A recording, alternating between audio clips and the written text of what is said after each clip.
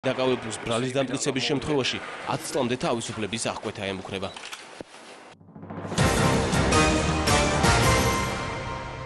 აქ არის შემოსული, აი ბოლოზე ის თავისუფალი ადგილი აქ შემოსულია. ვირი შეჭამა და მეორე ამის შვილი დაგლიჯილია. კლები დასახლებულ ადგილებში ისევ გამონდნენ. გურჯაანის რაიონში ბოლო 2 კვირის განმავლობაში 2 შემთხვევა დაფიქსირდა. მტაცებლები სოფელ მელაანში იმერლიშვილების საცხოვრებელი სახლის ეზოში გამთენიისას ჩუმად შევარდნენ. ოჯახის უფროსმა განადგურებული სახედარი მხოლოდ დილით აღმოაჩინა. გამინადგურა ამ გერმა მთელი საქონელი, მარტო ვირის პრობლემა კი არა მაქვს.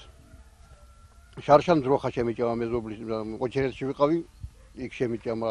შარშან გაზაფხულზე დეკეული შეჭამა, შარშან წინ მოზვერი შეჭამა. აღარ შეიძლება ყოფნა.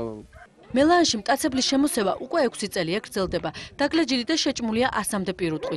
ადგილობრივები ამბობენ, რომ შინაური ცხოველის ყოლას აზრი აღარ აქვს, რადგან მათ მგლები ისევ გაანადგურებენ. სოფლის მოსახლეობა შეშინებულია, ამიტომ ღამის საათებში გარეთ გასვლას ყველაერიდება. განსაკუთრებით შეშფოთებულია ის მოსახლეობა, რომელიც ტყესთან ახლოს ცხოვრობს. გარეთ ვერ გამოვდივართ, ისეთი საშიშროებაა. რა ვიცი, ამ საქონლის მეტი ჩვენ არაფერი არ გაგვაჩნია და სულ ეს გლები სჭამენ. ადგილობრივები პრობლემას საკუთარი ძალებით ვერ უმკლავდებიან, რადგან მათ იარაღის და ტყვია წამლის შეძენის საშუალება არ გააჩნიათ. ისინი დახმარებას გარემოს დაცვის ინსპექციას თხოვენ, რათა სპეციალური მონადირეთა ჯგუფი შეიქმნას, რომელიც მათ ზამთარში მგლების შემოსევისგან დაიცავს.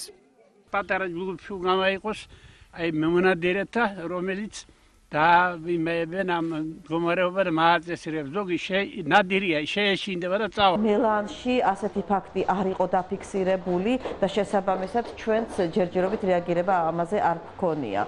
რასაკვირველია, მიღებული იქნება შესაბამისი ზომები. ბოლო 1 თვის განმავლობაში კახეთში მგლების შემოსევის მეხუთე ფაქტია. დაზარალებულები ხელისუფლებისგან კომპენსაციას ითხოვენ.